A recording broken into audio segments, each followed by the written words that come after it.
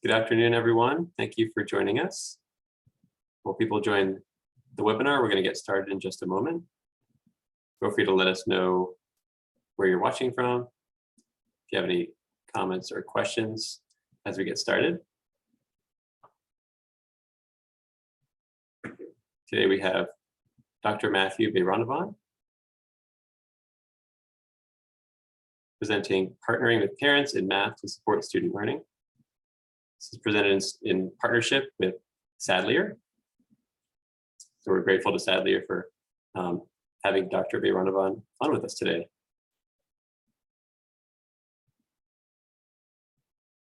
Once again, feel free to let us know where you're from in the chat box. And if you have questions during this webinar, we encourage you to use the Q&A to let us know.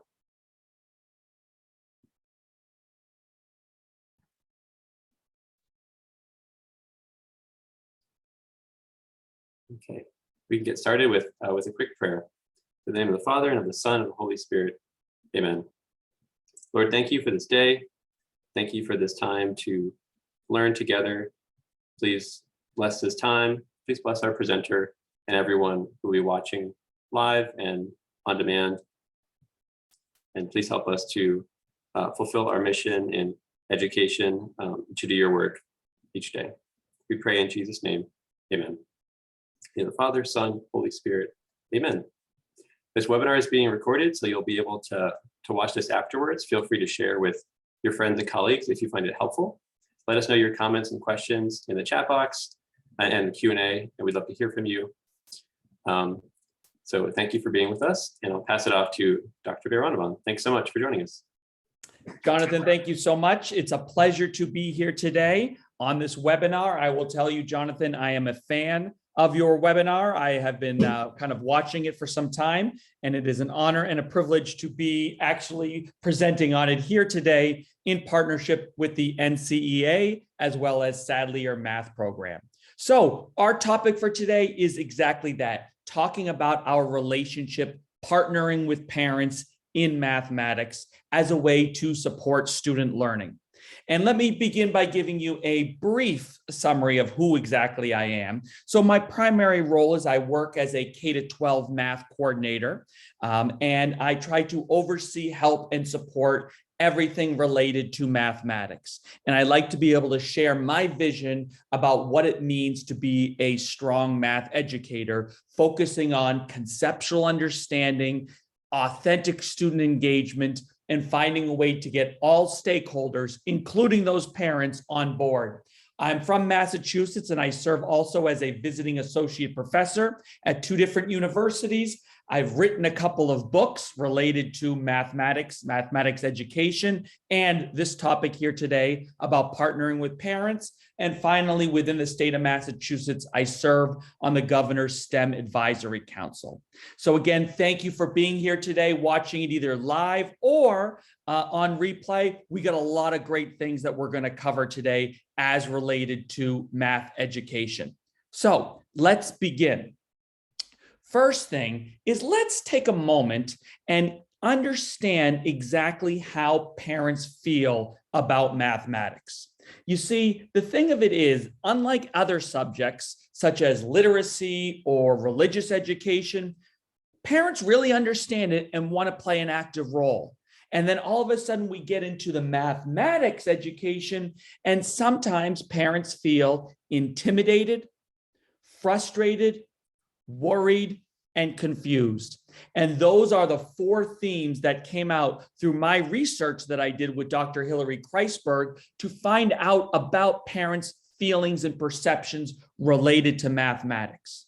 So those are the feelings that they had even before COVID-19 hit. And now that COVID-19 is with us and hopefully on the way out, we are seeing these sort of feelings of parents exasperated, higher than ever before. So we need to be able to support not only our students, but also our parents, and doing it in the best possible way possible. And that's what I'm going to be sharing with you here today.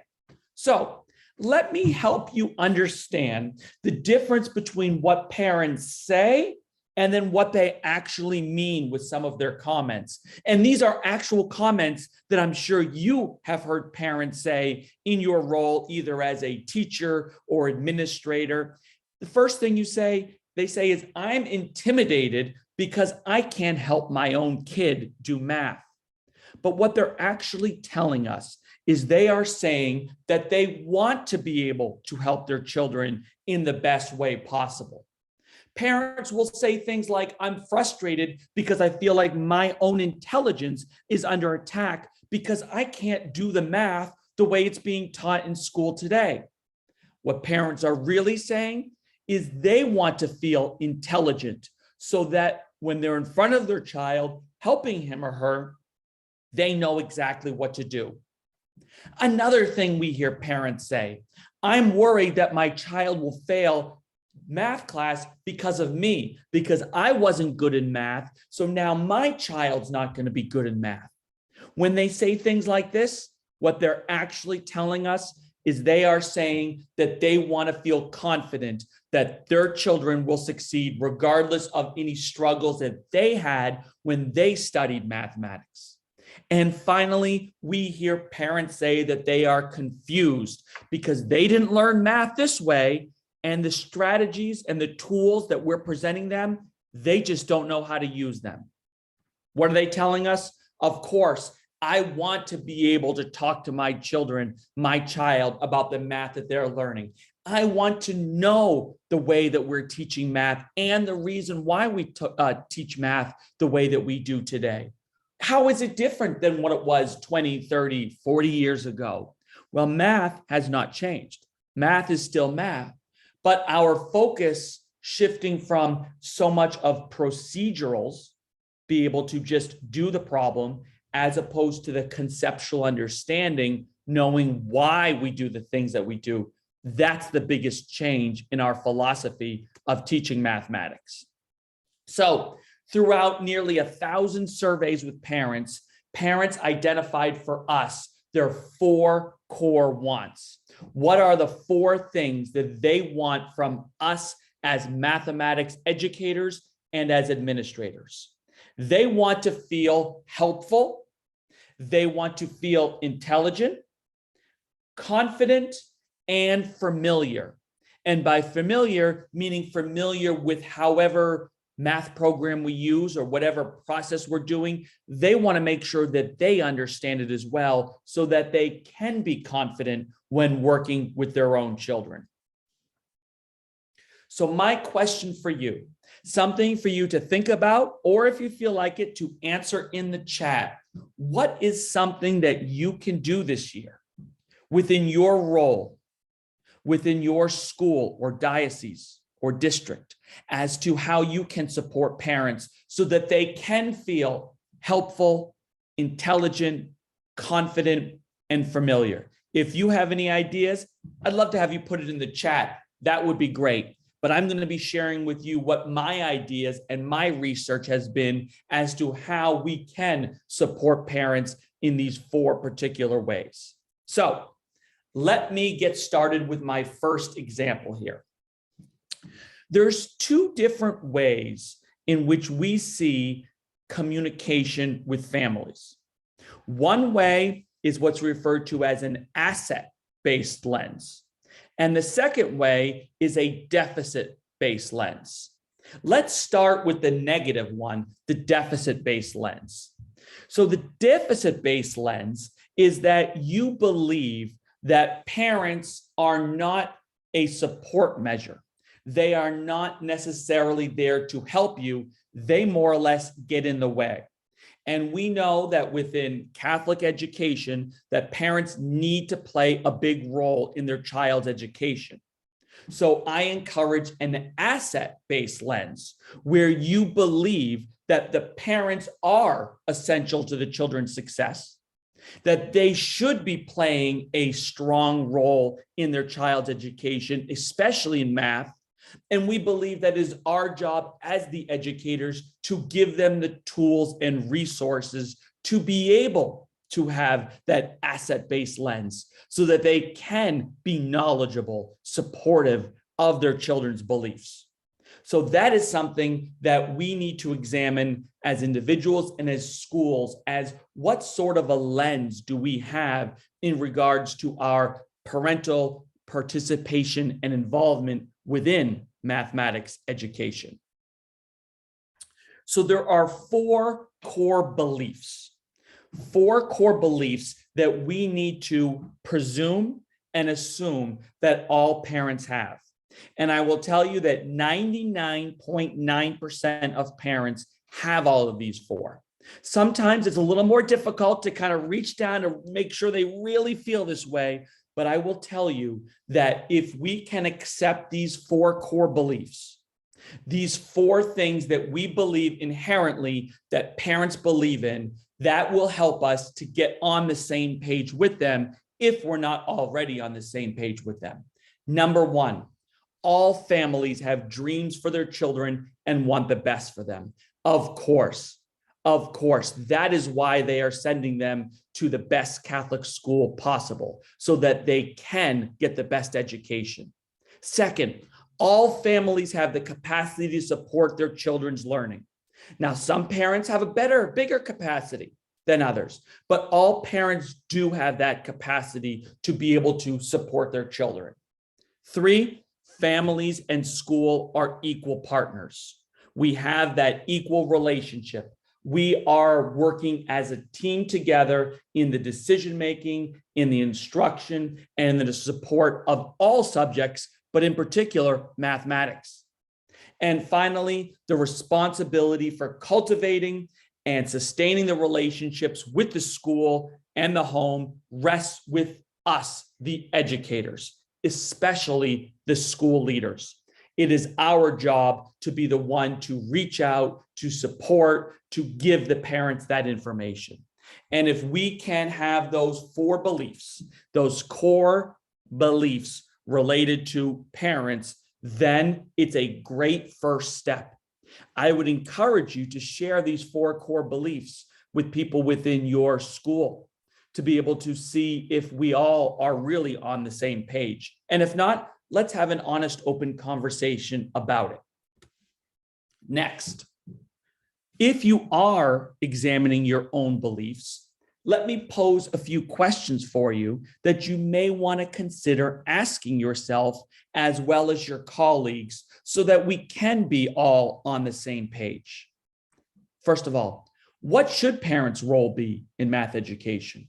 I ask this question, and sometimes I hear answers like, I want parents just to stay out of it and let me do my thing. And on the one hand, I can appreciate someone saying that because they are the trained educator. Telling parents not to get involved or not to play a role really does more harm than good.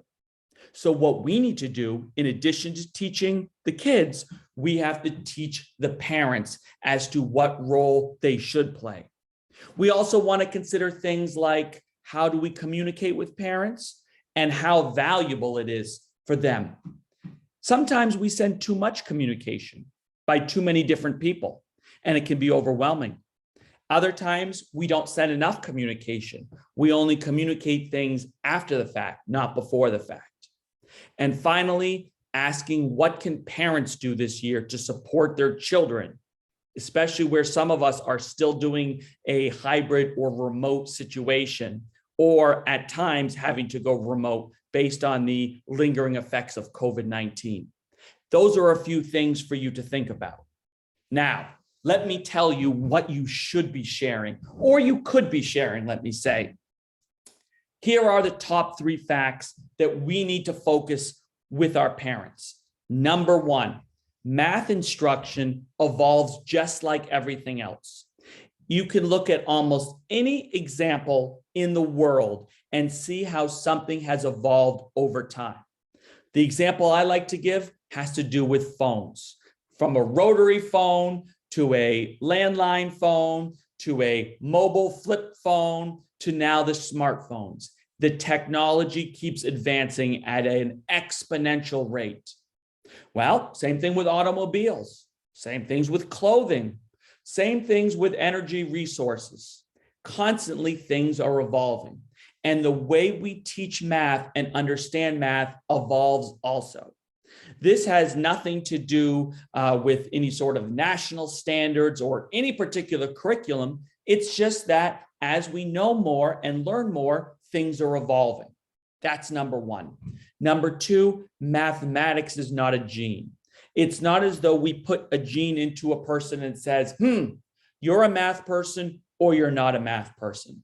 Not at all. That's not what we believe in. That's not what I believe in. Everybody, except for those people who are severely disabled, have the ability to do mathematics at a high level. And finally, what we're doing today is not necessarily preparing our elementary or middle school students to be able to do those skills in this moment. Instead, it's about preparing for the future. So one of the big keys that we want to focus on within our math education has to do with problem solving. Problem solving, a big part of it, because that's ultimately what we are doing when we teach math, is to make people critical thinkers and better problem solvers. I hear people say all the time, well, when am I ever going to use the Pythagorean theorem in my real world or my job? And my answer is, you may never use it, but by learning it and understanding when it can be applied, you can learn so much more outside of that actual formula. Again, coming back to the ideas of problem solving and critical thinking. Okay, communicating. So we have three different ways I want to talk about communicating. And that has to do with the administrators, teachers, coaches, and then parents themselves. What are some things that we want to commit to so that we can strengthen our relationship between parents and the schools? First thing, as an administrator, we want to communicate the expectations to everybody within the school about what their role and expectations are. Some people communicate this much, other people communicate this much, other people are in the middle. We need to be on the same page. That is absolutely important. As administrators, we send a lot of school-wide communication to parents, guardians all the time. But how often is it about a clear message about mathematics, about how the philosophy of the school is in regards to mathematics? Next, we have to give the teachers time.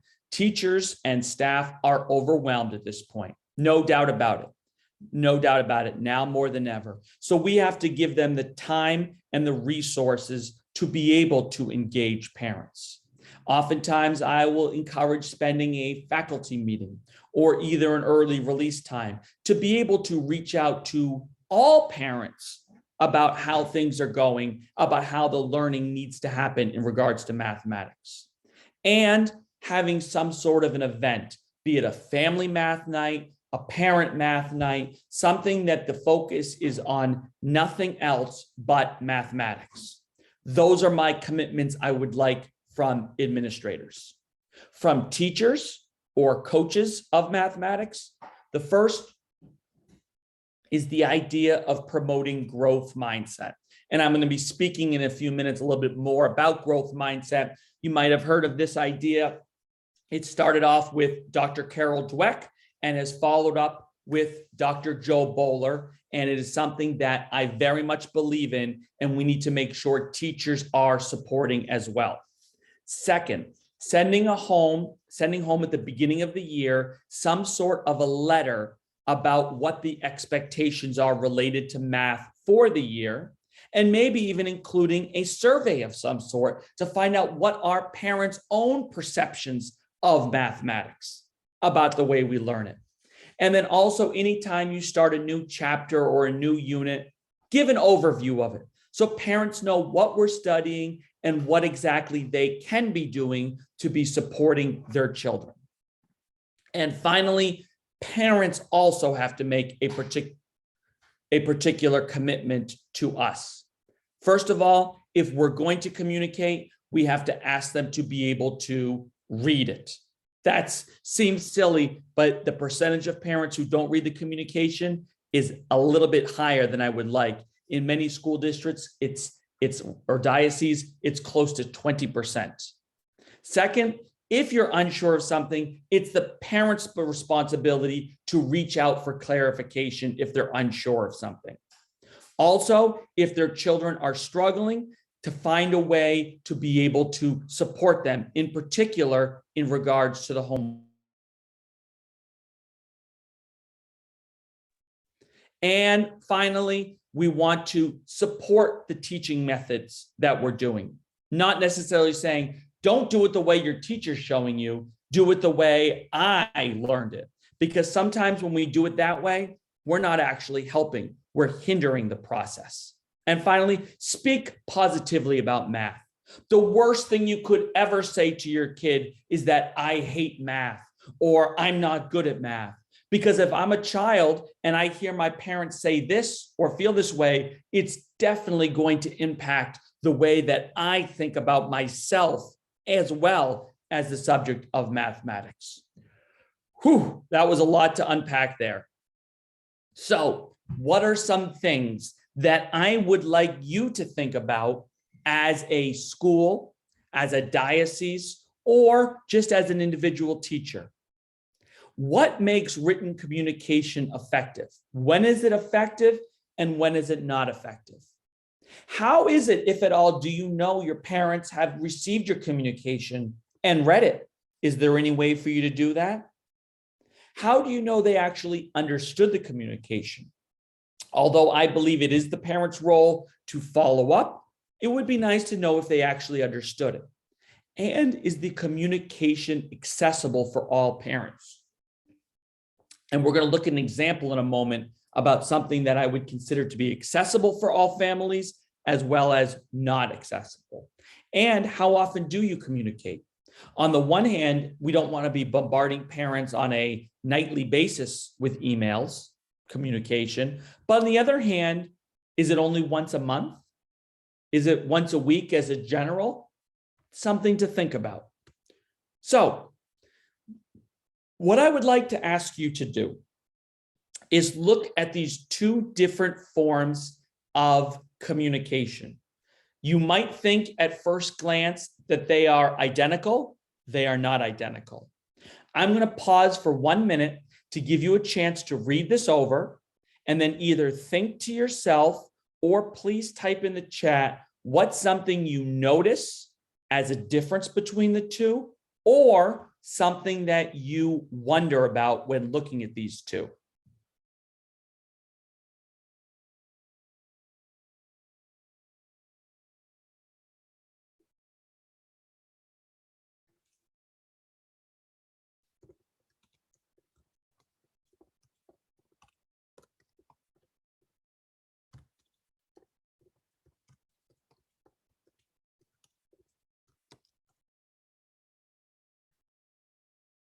Okay, so I've given you a second to look at these two different ways of communication. And now let me share with you the difference.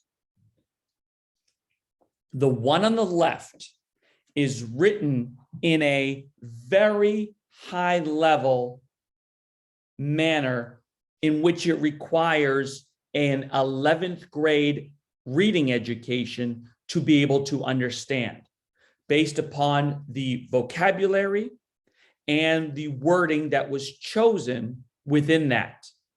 On the other hand, the one on the right, again, based on this Flesch-Kincaid program, is at a 6th grade level or 5.9, 6th grade level. Both of them have the same message. However, if we communicate in a way that we ensure that all families can read and understand, it's more likely to be successful. And ultimately, that's what we want. We cannot assume that all of our parents read at a high school or higher grade level. Although that is the goal, that's not always the case. So whenever possible, try to correspond with families in a way that is readable for them. The second suggestion is, as educators, sometimes we fall into the trap, myself included, of assuming that everybody knows about some of the education jargon or eduspeak, if you will. The terms and the phrases that we use in education, we assume that parents know. And in most cases, it's not accurate. Here's another example. The one on the left is done in education speak, eduspeak, that us as educators or math educators clearly understand what we're doing. But parents don't necessarily know and understand that. So the example on the right is the same message, but also is done in a way that parents can understand and will know exactly how to talk to their children about it. So instead of just saying, here are the mathematical steps, it's here's the understanding behind why we're doing it. And here's the way you can talk to your children about it. I strongly encourage you, when you do share information about the content at the grade level where the kids are, you also share it in a way that parents can understand what they need to know and how they can best support their children. So write it so parents can relate to it. In newsletters that go home, either as individual teachers, grade level teams, or for an entire school, share with parents in a way that they understand. I love this example here. And in this example, it shows this is the way as adults, you and I learned how to do 45 plus 56. Well, we said 5 plus 6 is the 1. We carry the 1. 4 plus 5 is 9 plus 1, 1, 0, 1. But we don't introduce math in this particular way. Yes, eventually we want kids to learn these rote steps, no doubt about it. But that's not the way we introduce it when we teach addition. So now let's explain what we're doing and why we're doing it. Let's see if we can break it down. Well, I can say that 45 makes 40 plus 5, and 56 is 50 plus 6. So I can say 40 plus 50 is 90, 5 plus 6 is 11, and now I can add together 90 plus 11, or 90 plus 10 plus 1 to get my answer. Mwah, bravo. Show the parents the way that you would want to be doing it.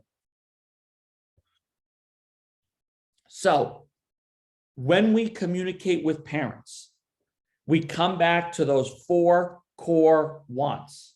The 4 core wants that we have. I want you to ask yourself. I want you to ask your teachers, if you're an administrator, when you are communicating with parents, can you answer yes to at least 3 of these questions? 1, will the parents find it helpful? Remember, they want to be helpful. 2, will the parents feel more intelligent or knowledgeable after reading this? Will parents feel more confident? Remember, they want to feel confident when supporting their kids. And number 4, will it help them be more familiar with the mathematics, with the language and the vocabulary that their kids are working on? If you can't check off at least 2, if not 3 of these boxes, you may want to consider the way you're communicating with parents. Something that I think we should be thinking about.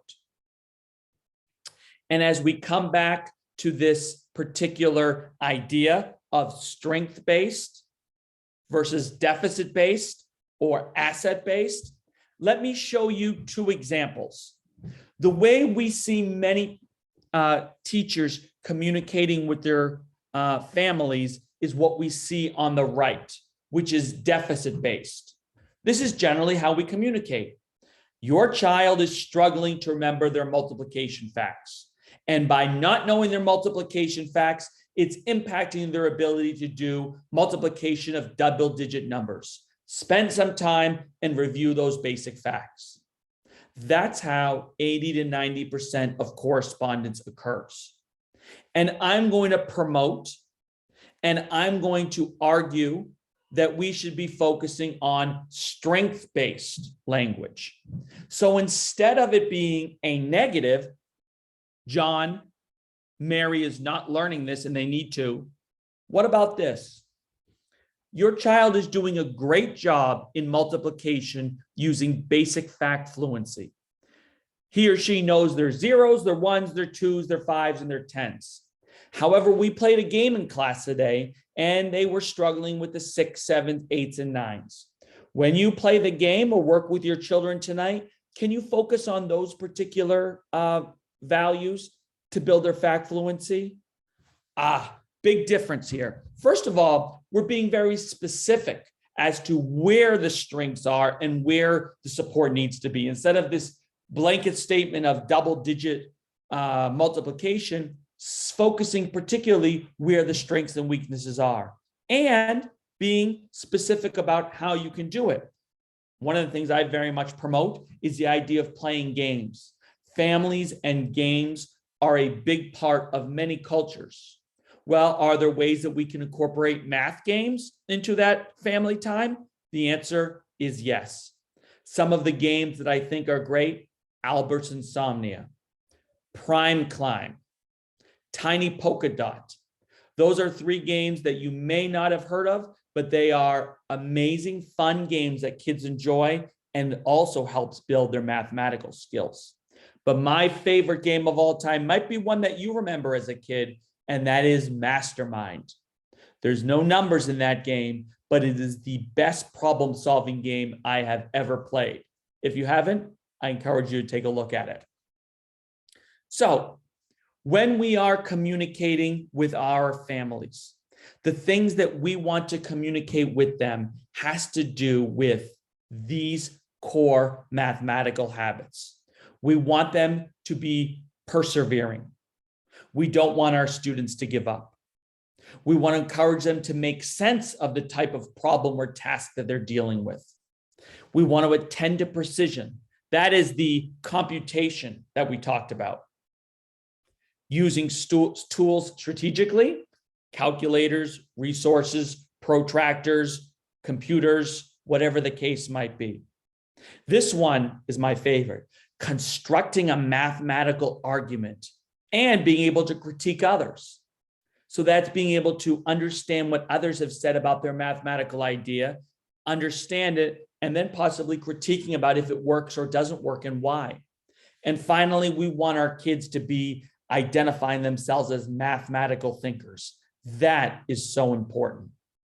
So when I have parents being contacted by a phone or email, I always encourage teachers to use one of these mathematical habits in the way they communicate with them. So here's what I mean: the idea of perseverance. Calling the parent should not only be about, Johnny's not doing his homework, or Johnny's not doing well in this test. What if we do it in a way that we promote some of these mathematical habits? Here's an example. I was so proud that I had to call and share with you this moment of success for Padma during math class today. We're working on some pretty challenging problems, and initially she got frustrated and needed a break. But you know what? She came back and said, "I'll try it again," and was able to show her thinking. She showed true perseverance. A parent receiving a message like this can be a game changer, not only for the children's own thoughts and well-being, but for the parents' role and participation in mathematics. Let me give you one more example about self-identifying as a mathematical thinker. Phone call. I wanted to tell you that over the course of the past few weeks, Julio has really started started to really own his place as a mathematician in our classroom. In the beginning of the year, he was a little bit shy and being afraid to share his thoughts in front of others. But lately, he's been saying things like, "I'm not sure if I'm correct, but I know that mathematicians make a lot of mistakes before they get the correct answer." Oh, sharing that with a parent will bring so much joy to them. You have no idea. And showing that their children are thinking about mathematicians. It's not always about the right answer. And if you do make a mistake, that's okay. We all make mistakes, and it's part of the learning.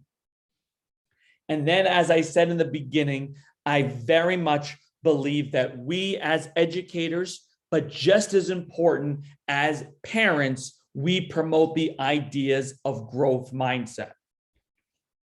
If parents say things at home about how they hate math or can't do math or were never good at math, it is 100% of the time going to impact their children.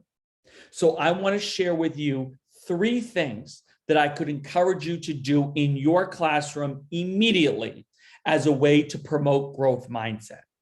The first has to do with the way that we praise our students and our children. It doesn't matter if you're a parent or an educator. We need to focus more on praising effort as opposed to ability. And the example I want to give you is something that relates to me as a father. When my daughter was in preschool, kindergarten, first grade, she very much did well in math and loved math. And I would say things to her like, "You're so smart. You're doing great in math. Congratulations on getting a 100 again on this test." So in her mind, she felt like there was something inside of her that made her very good at math. Maybe it's because her father's a mathematician. But at some point, all kids will struggle in math. For some people in elementary school, some middle school, some high school, some college. And if they have been praised only on their ability, and they no longer have that ability, they will immediately shut down and no longer think of themselves as mathematicians. So I very much encourage the praising when students show effort as opposed to results. I'm so happy that you spent 10 minutes on that problem before coming to ask for help. I'm so proud you did your homework the entire week. I'm thrilled that you tried that extra credit problem.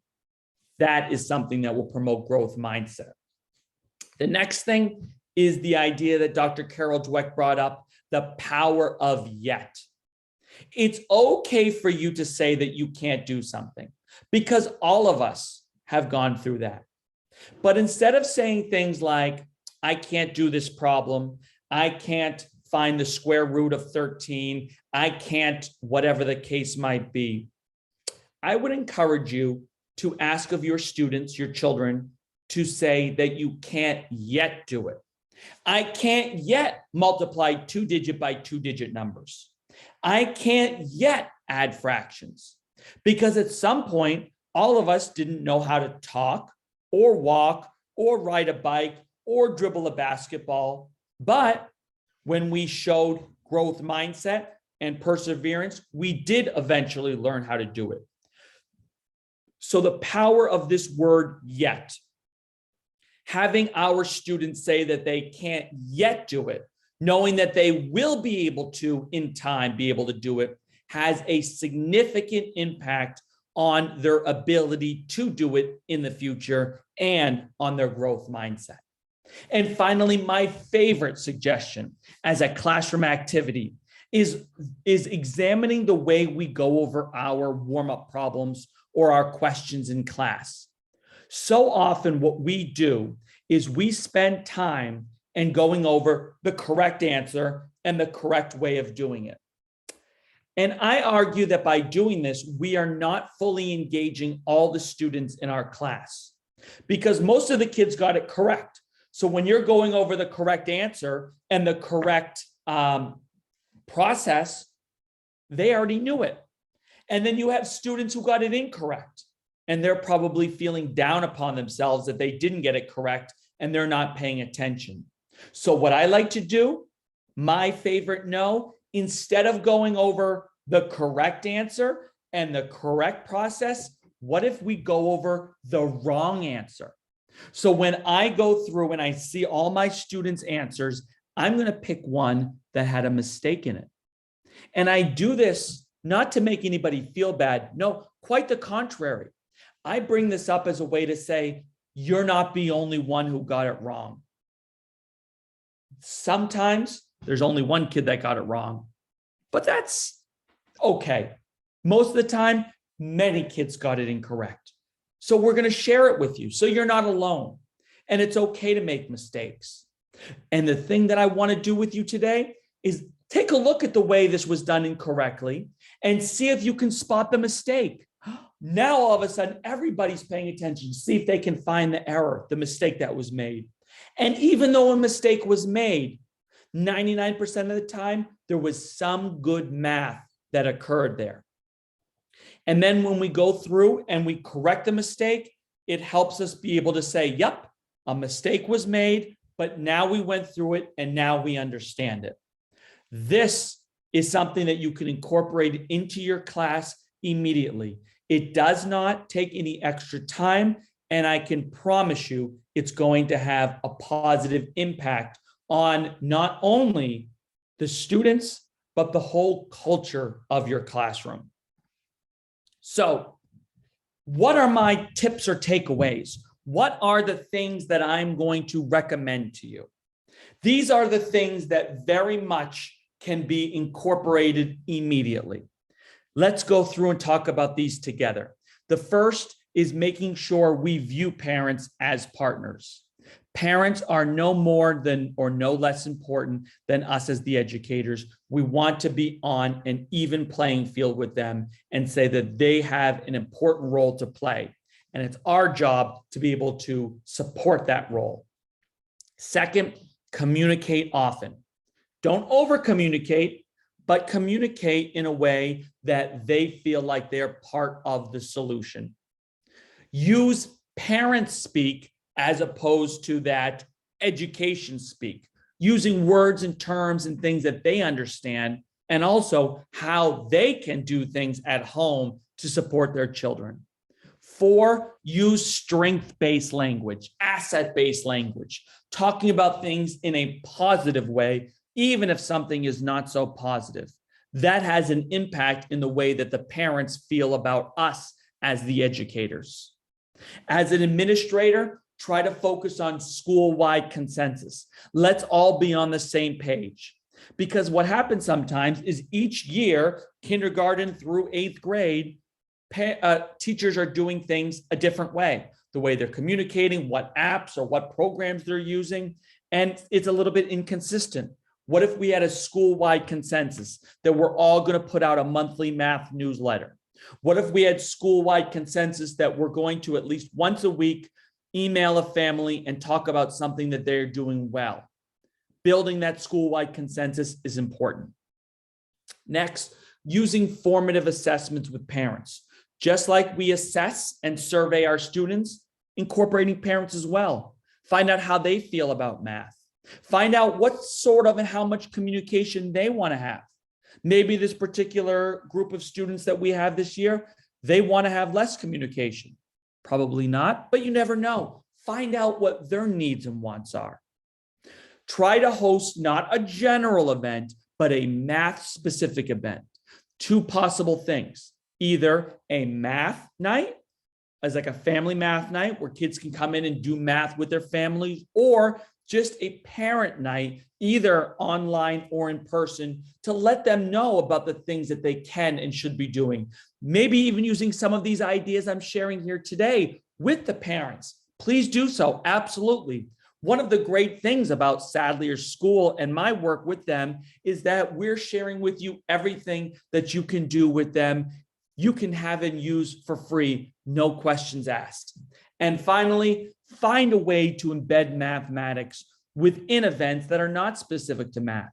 So the way we could tie in math to science or to history. History and math is a good thing. What is a way that we can communicate the ideas of math in other ways than just the math specific things? So if you can pick up and use some of these tips that I have shared here today, I can guarantee you that your relationship as a teacher or as a leader within a school will be able to be stronger with parents because of this. So what I want to share with you is one of my favorite quotes. In particular, I tie it very much to the way that I think about my relationship with parents. And it comes from Maya Angelou. And she said, "I did then what I knew best. when I knew better, I did better. Meaning that when I first started teaching 20 years ago, I never really communicated with parents. I would oftentimes just send home letters or phone calls when kids were being disruptive or not following the rules. But I did the best that I could at the time. Now I know better and I try to do better. And hopefully after today's webinar, you are able to have learned a few things and you might know a little bit better. And so my question for you is, what are you going to do to change this narrative? The thing that I want to encourage and empower you to do is to come up with one thing that I have shared here today that you are going to implement within your school, within your classroom, or even with one individual parent or guardian that you can do to do better, so we can change this narrative so that students and parents like math, that they don't hate being part of math. Parents know what exactly they need to be doing to support their children, because we are always all in this together in any type of education, but in particular with the Catholic education, because we really need our parents to be involved in the learning with our kids. So think about that one particular narrative, one thing that you will use to change. And I would encourage you, if you feel so inclined, is to send me an email and let me know what it is you may want to try to do. And I am willing and able to help you and support you if you need any sort of resources or questions answered related to how to partner with parents. My email address is below there, mathwmatthew@gmail.com. And my website is mathwithmatthew.com. And you can see my contact information there as well. So finally, there was a question in the chat about if this particular webinar is going to be available. And the answer is yes, this is going to be available. It has been recorded and it's something that you can share with any of the staff, faculty members, anybody that wants to watch it. And if you are a building administrator, I would encourage you to share this with your entire staff as just what I consider to be the best practices for supporting kids, parents, educators, so we are all on the same page, trying to do the best that we can to help understand mathematics. So with that, I'm going to throw it back over to Jonathan. I want to thank NCEA for having me here today, and thank you to Sadlier School for sponsoring this event. I really enjoyed my time with you, and I hope that all of you were able to get a few things out of this session here today with me. Thank you so much for your time today, Dr. Beyranevand. We appreciate it. And thank you to Sadlier as well. If there's any remaining questions or comments, feel free to let us know before we close today's webinar. Like we mentioned, this webinar is being recorded, so feel free to come back to it or share it with your friends and colleagues, and we hope you found it helpful. We've also shared a couple links in the chat box, which you can find now or also in the recording. There is a link to a brief survey, which you can complete if you're interested in a certificate of attendance for the webinar, as well as some resources from Dr. Beyranevand that he's mentioned as well. So with that, a big thank you to everyone joining us both live and on demand, and wish you a blessed rest of your day. Thank you so much.